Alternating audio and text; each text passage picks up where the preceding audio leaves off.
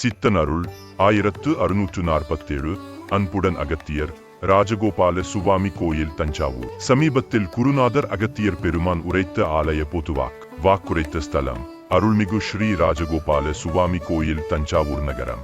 இந்த வாக்கில் ராஜகோபால சுவாமி ஆலயம் தோற்றம் மற்றும் அதன் பின்னணி, ஆலய சிறப்புகள் மற்றும் அறியாத ரகசியங்கள், உண்மைகள், ராஜராஜ சோழன் ஈசனால் பெற்ற சோதனைகள், மன்னனாக இருந்தாலும் நீதி தவறினால் அதற்கும் தண்டனைகள் உண்டு, அதை அனுபவித்தே ஆக வேண்டும், உண்மையான பக்தி இருந்தால் இறை அருள் நிச்சயம் கிட்டும் என்பதை பறைசாற்றும் விதமாக அகத்திய பெருமான் உரைத்த வாக்கு. இந்த வாக்கு அகத்தியர் அடியவர்கள் வசதிக்காக 2 பாகங்களாக பிரித்து தொகுத்து வழங்கப்பட்டுள்ள 2 பாகங்களையும் முழுமையாக பார்த்து கேட்டு இறை அருள் பெற வேண்டுகிறோம். இது 2ஆம் பாகம். முதல் பாகத்தை கேட்காத அடியவர்கள் மேலே கொடுக்கப்பட்ட லிங்கை கிளிக் செய்து அதை பார்த்த பின் இதை தொடர்ந்தால் தொகுப்பின் தொடர்ச்சி மற்றும் இறை அருள் முழுமையாய் உணரலாம். முந்தைய பாகத்தின் லிங்க் டெஸ்கிரிப்ஷனிலும் கொடுக்கப்பட்டுள்ளது. முன்னோட்டம். ராஜராஜ சோழன் தன்னை விட பக்தியில் சிறந்தவர் வேறு எவரும் இல்லை. ஈசனின் பால் தான் பக்தி சிறப்புற செலுத்துவதாக ஆணவம் கொண்டார். அதே ஊரில் ஒரு எளியவர் ஈசன் பால் பெரும் பக்தி கொண்டு இருந்தார். அரசவை புலவர் மூலம் இது அறியப்பெற்று அவரை பற்றி அறிய ராஜராஜ சோழன் அந்த எளியவர் இல்லம் சென்று நோட்டம் விட்டார். முதல் நாள் அந்த எளியவர் இல்லத்தில் எதுவும் இல்லாமல் இருப்பதாய் அரசர் உணர்ந்தார்.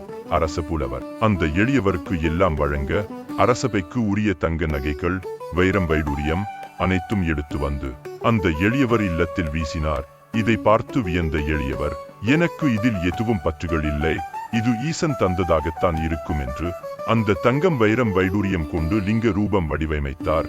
அரசன் 2வது முறை வந்து பார்த்த போது அரசபையில் காணாமல் போன நகைகள் இங்கு இருப்பதாய் கண்டு இவன்தான் திருடன் என்று முடிவு செய்துவிட்டார். அதன் தொடர்ச்சி இங்கே. உடனே புலவனிடத்தில் கூட சென்று உரைத்தான் மன்னன். புலவரே, நம்முடைய தங்க ஆபரணங்கள், வைரங்கள் ஒருவன் திருடிவிட்டான். யானும் கூட கண்ணால் பார்த்து விட்டேன். அதனால் அவந்தனுக்கு என்ன தண்டனை கொடுக்கலாம் என்று. ஆனாலும் யோசித்தான் புலவன். அப்படியா என்று. அப்படித்தான் புலவனே, யானே என் கண்ணால் பார்த்தேன் என்று கூற. ஆனாலும் புலவனுக்கு கூட மனது சிறிது கலங்கியது. இவ்வாறு நம்தனே செய்து விட்டோமே என்று. ஆனால் உண்மையை மறைத்துக் கொண்டான் புலவன். எதனை என்று. அப்புலவனும் கூட இவ்ஜென்மத்தில் கூட இருக்கின்றான். வருங்காலங்களில் அவனை பற்றி கூட யான் எடுத்துரைப்பேன்.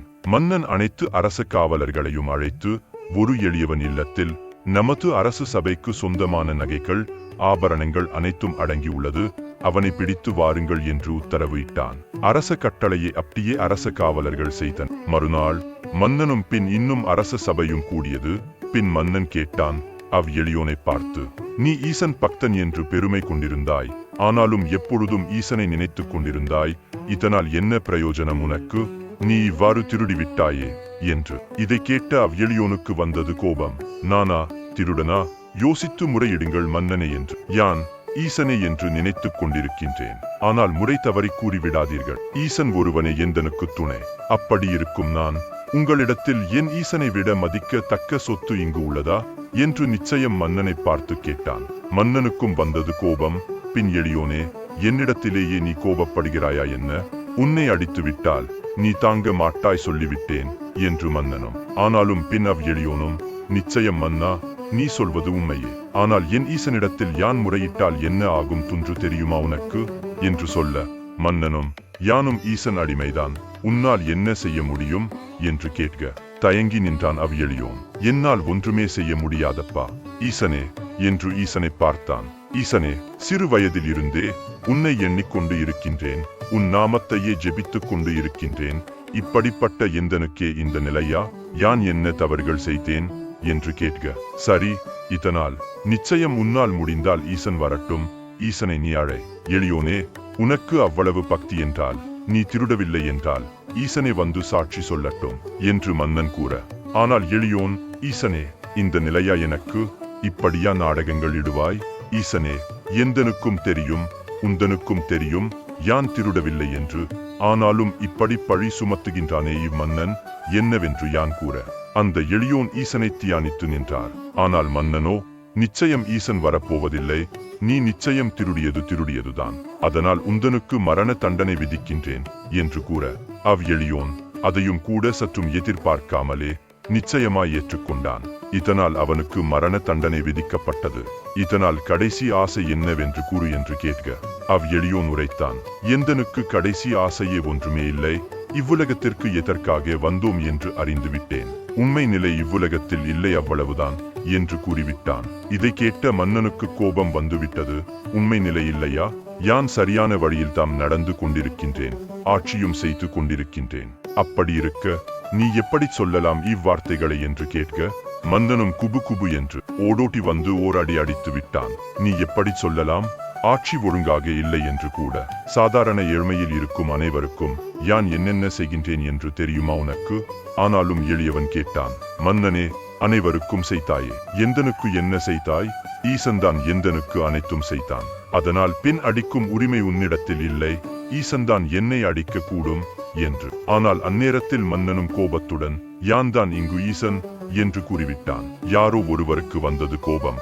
ஓடோட்டி வந்து யார் என்று தெரியாமலே ஒருவன் மன்னன் தலையில் ஓங்கி ஒரு கட்டையால் அடித்தான். அப்படி அடித்தது ஒரு ஞானி. ஆனால் யார் என்று தெரியாது திகைத்து போனான் அரசன். என்னையே அடிக்கின்ற தகுதி இவ்வுலகத்திலே யாருக்கும் இல்லை, நீ யார் என்று கேட்க அவ்ஞானி சொன்னான். அதாவது, மன்னா, உன் ஆணவத்தை அடக்கு, உன் கோபத்தை அடக்கு. யார் மீது கோபத்தை காட்டுகின்றாய்? இவ் எளியோனுக்கு யாரும் இல்லை என்று கோபத்தை காட்டுகின்றாயா என்ன? அப்படி அங்கு வந்தது கருவூரானே, அதாவது சித்தர் கருவூரார்தான் எளியோனுக்கு ஏற்று உறுதுணையாய் பேசியது. மன்னன் திகைத்து போனான். திகைத்து போன மன்னனிடம் பின், அடியேன் யான் ஏழையோனின் சொந்தக்காரன், யாரும் இல்லை என்று நினைத்து விட்டீர்களா? யான் இருக்கின்றேன், என்னவென்று கூறுங்கள். இவன் என்ன தவறு செய்தான் என்று. ஆனாலும் அரசனும், நீ யார் என்னை அடிப்பதற்கு? உன்னை சிறையில் அடைத்து விடுகின்றேன் என்று கடும் கோபத்துடன் கூற அவ்ஞானியோ, என்னை சிறையில் அடையுங்கள், ஆனால் இவ் எளியோனுக்கு நியாயத்தை கூறுங்கள் என்று கேட்க இவன் அரசபையில் இருந்து அனைத்து பொருட்களையும் திருடிவிட்டான், இதனால் தான் அடித்தேன் என்று மன்னன் கூற இவன் ஒன்றும் திருடவில்லையே என்று கருவூரான் சொன்னான். அரசன், சரி, நான் உமக்கு காட்டுகிறேன், வாரும் என்னோடு, அங்கு போவோம் என்று கூட அழைத்து வந்தான். மன்னனும் பல புலவர்களும் பின் அந்த எளியோனும் கருவூரானும் அனைவரும் அங்கு அந்த எளியோரின் இல்லம் சென்றன். அதாவது எளியோனின் இல்லம் இங்குதான் ஆலயம் முன் இருந்தது. அதாவது குருநாதர் தற்போது தஞ்சாவூர் நகர மத்தியில் மெயின் ரோட்டில் இருக்கும் இந்த ஆலயம் முன்பு அந்த எளியோன் வீடு இருந்ததாக கூறுகிறார். இருந்த வண்ணம் பார்ப்பதற்காக அனைவரும் அங்கு வந்துவிட்டனர். வந்த இடத்தில் அப்படியே அவன் இல்லத்தில் நின்றிருந்தது அவ்லிங்கம். அதே வைரங்கள், தங்க நகைகள், இன்னும் பல விலை மதிக்கத்தக்க பொருட்களோடு. மன்னனும் அதை சுட்டி காட்டி, இப்படி திருடி வந்து விட்டானே, இவை எல்லாம் என்ன கூறுங்கள், இவை எல்லாம் யாருடையது என்று. இவை எல்லாம் எங்களுடையதே, அரச சபைக்கு உரியது. இப்பொழுது சொன்னாயே சொந்தக்காரன் என்று, அதனால் உங்கள் இருவருக்குமே பின் தூக்குத் தண்டனை இங்கேயேதான் என்று கூறிவிட்டான் மன்னன். ஆனாலும் எப்பொழுதும் கூட ஒரு பழமொழிகளும் கூட உண்டு. கண்ணால் காண்பதும் போய், காதால் கேட்பதும் போய், ஆனால் தீர விசாரிப்பதுதான் மேய் என்று. அரசனாயினும் இதை செய்ய தவறினால் தண்டனைகள் நிச்சயம் உண்டு, பாவங்கள் நிச்சயம் உண்டு. ஆனாலும் இதனை ஏற்க கருவூரானும் எளியோனும் தனியாக நின்றன். ஈசனே, ஏன் இந்த எளியோனுக்கு இவ்வாறு இத்தனை சோதனைகள் என்று. இதனால் கருவூரானுக்கும் கோபம் வந்துவிட்டது. இவர்கள் இப்படி இருக்கின்றார்களே, இவன் ஒரு அரசனா? இவந்தன் உண்மை எது போய் எது என்று உணராமல் பின் உன் மீதும் பக்தியும் கொண்டிருக்கின்றான். அதனால் யான் சபித்து விடுவேன் ஈசா, நீ இங்கு வரவில்லை என்றால் என்று கருவூரார் கூட கோபத்துடன் உரைக்க இதனால் அனைத்து தெய்வங்களும் இவ் எளியோனுக்கு, அதாவது இவன் ஒன்றுமே அறியாதவன், பின் யாருக்கும் துரோகம் செய்யாதவன், ஆசைகளே இல்லாதவன், இவன் தனக்கு இறங்காமல், இறைவன்களே நீங்கள் யாருக்கு இறங்குவீர்கள் என்று கோபத்துடன் திட்டித் தீர்த்தான் கருவூரான். இதனால் அனைத்து தெய்வங்களும் வந்து இங்கு நின்று விட்டது. எதையென்று பிரம்மாவும், இன்னும் சொல்ல போனால் எத்தனை இறை ரூபங்கள் அனைத்துமே அங்கு வந்து நின்று காட்சி அளித்தன அவ் எளியோனுக்கு. இதன் மூலம் மன்னனுக்கும் நன்றாக புரிந்தது உண்மை என்னவென்று. இதனால் அப்பொழுது கருவூரான் கேட்டான். ஆனால் வந்தது கருவூரான் என்று யாரும் அறியவில்லை. மன்னா, சொல், இப்பொழுது இவ்வேளை பெரியவனா அல்லது நீ பெரியவனா என்று. நீயும் ஈசனை நினைத்துக் கொண்டிருந்தாய், யானும் ஈசன் பக்தன் என்று. ஆனால் கடைசியில் இவ்வேழையோனுக்கே ஈசன் கூட இறங்கி வந்தான். ஏனென்றால் உன்னிடத்தில் நிச்சயம் தகுதிகள் இல்லை, பின் நீதியை எப்படி எதையென்று ஆராய்ந்து கொடுக்க கூட தகுதிகள் இல்லை. ஆனால் இவ்வேழையோனுக்கு நிச்சயம் ஆசைகள் எல்லாம் ஒன்றுமே இல்லை. அதனால் பார்த்தீர்களா, ஈசன் அவ்வேழையோனிடத்தில் வந்து அவனை நிச்சயம் கட்டி அணைத்துக் கொண்டான் பாசத்தோடு. ஈசன் கேட்டான் அவ்வேழையோனை பார்த்து, அப்பா, உந்தனுக்கு என்ன தேவை என்று. எளியோன் ஈசனை பார்த்து, நிச்சயம் நீங்கள் இத்தனை தெய்வங்கள் இங்கு வந்து விட்டீர்களே, நீங்கள் அப்படியே இங்கேயே இருங்கள், நீங்கள் மட்டும் போதுமானது. இங்கு வந்து யாருக்கு எதை என்று அறிய அனுதினமும் இங்கு வந்து கொண்டே இருந்தால் அவர்களுக்கு வரங்கள் கொடுத்திடுங்கள், போதுமானது.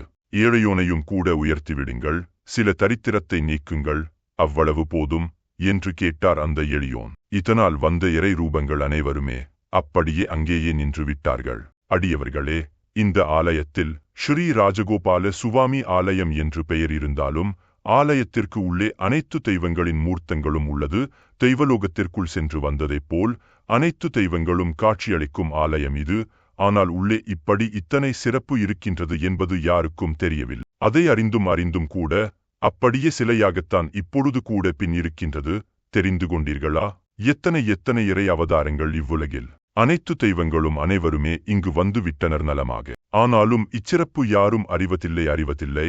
எதையென்றும் அறிய. இதனால்தான் பின் மன்னனாக இருந்தாலும் நிச்சயம் நீதி சரியாக இல்லை என்றால் சில தரித்திரங்கள் ஏற்பட்டு நிச்சயம் பின் கஷ்டங்கள் அனுபவித்தே தீர வேண்டும். அதாவது மாபெரும் ஏழை சிவ பக்தனை தண்டித்த குற்றத்திற்காக மாமன்னன் ராஜராஜ சோழன் அதற்கு தகுந்தாற்போல் பின் மறுபிறவியும் எடுத்து பல வகையிலும் கூட பின் பூசைகள் செய்து ராஜராஜ சோழனும் அறிந்தும் கூட எதையென்றும் அறிய ஈசனையும் பார்த்து, அதாவது ஒரு பிறவியில் ஏழையோனுக்கு இவ்வாறு தண்டனைகள் கஷ்டங்கள் தெரியாமல் அவனுக்கு கொடுத்து விட்டேன் மன்னனாக இருந்தும் கூட அந்த தவறுக்கு பிராயச்சித்தமாக பின் ஒரு பிறவியெல்லாம் தண்டனை அனுபவிப்பதற்காகவே பிறவி எடுத்தான். எவையென்றும் அறிய எவையென்றும் புரியாமலும் கூட ஏற்கனவே யான் சொல்லியிருக்கின்றேன். அப்பனே, விதியை வெல்ல முடியாது, நிச்சயம் அனுபவித்தே ஆக வேண்டும் என்று. நிச்சயம் சித்தர்கள் யாங்கள் இருக்கின்றோம் மாற்ற. இதனால் நிச்சயம் எதை என்று யோசித்துக் கொள்ளுங்கள்.